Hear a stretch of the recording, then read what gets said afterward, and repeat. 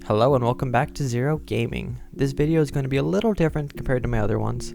This is not going to be a review video. This is a list of upcoming games that I'm looking forward to, all of which are slated for a 2020 release. This list is in no particular order and are games that I'm personally looking forward to. That means that this isn't a top 10 because that list would look different to so many different people. To start this list off, the game Craftopia is first up.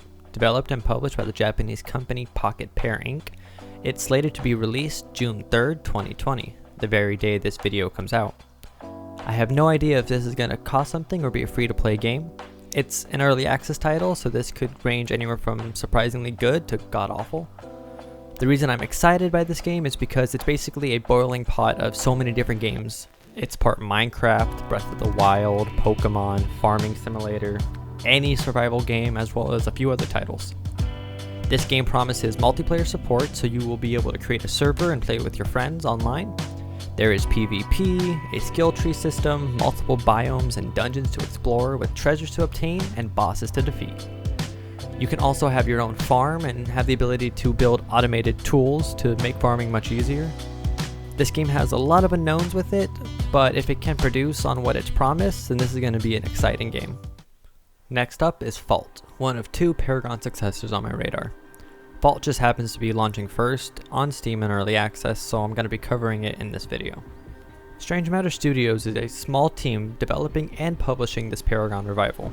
For those who either never knew or needs a reminder, Paragon was a third-person MOBA on the PlayStation 4 and PC, developed and published by Epic Games. Once Fortnite was changed from a zombie survival game into the monster it is today, Epic abandoned its MOBA that had a large following in order to focus solely on their new Battle Royale.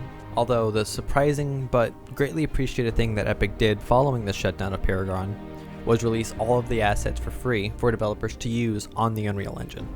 They understood that people loved Paragon and gave the community the ability to continue its legacy. A little over 2 years later, and we're finally starting to see small developers take on a Paragon revival. Although Fault doesn't have FaZe or Shinbi at launch, I'm looking forward to hopping back into a world which I love. One note for anyone planning on playing any of these revivals, please take these games with a massive grain of salt. This is not Paragon. It's not going to play exactly how we remember it. These are indie developers trying their best to recreate something we all love. Give them a break, give them good feedback, and don't just complain. Let's help them build a new and better Paragon. Hunters Arena Legends is a game that I'm really looking forward to. This game is what Crucible's Battle Royale mode should have been. In this game, you select from one of 11 heroes ranging with all different abilities, and are put into a party of 3 or into a solo lobby. When this game begins, you go out and you fight minions and bosses, then you level up your abilities and buy items just like in a MOBA. You loot areas on the map, kill other player-controlled heroes, and avoid getting caught outside of the circle just like a normal Battle Royale.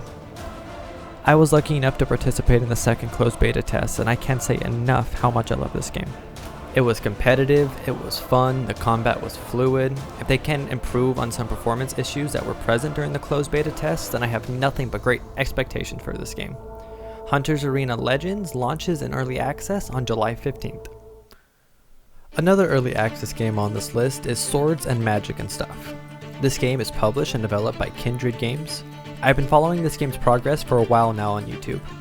I love watching Michael's development logs. I highly recommend that you go check them out. You will see just how much time and effort he puts into creating this game. The incredible thing is, I believe it's just 2 people working on this entire game. I'll post a link to the first development log in the description below. Swords and Magic and Stuff is an open world multiplayer role-playing game with customizable characters and third-person action combat. No classes, just pick a weapon and start your adventure. There is customizable housing as well as farming.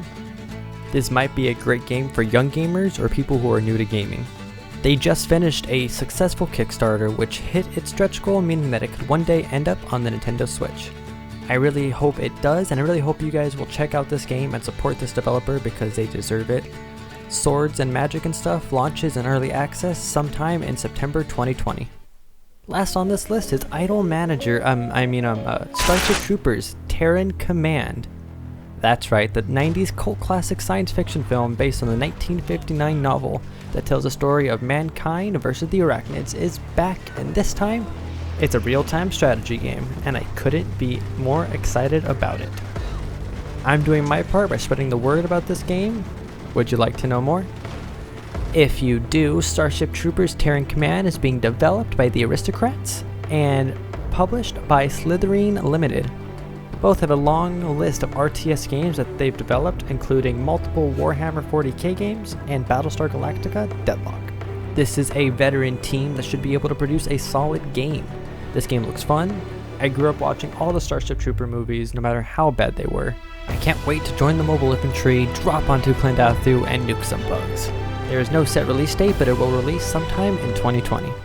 That's it for my list. There are plenty of other games that are on my radar, but I didn't want to make this video too long. Links to all these games' Steam pages will be in the description. If you made it this far into my video, thank you for sticking around. I'm going to have another review coming on Friday, so stay tuned for that. Did any of these games pique your interest, or maybe even the exact opposite? Let me know in the comment section below, and while you're at it, don't forget to like, subscribe, and hit the bell icon. Thanks again for watching, and I'll catch y'all next time.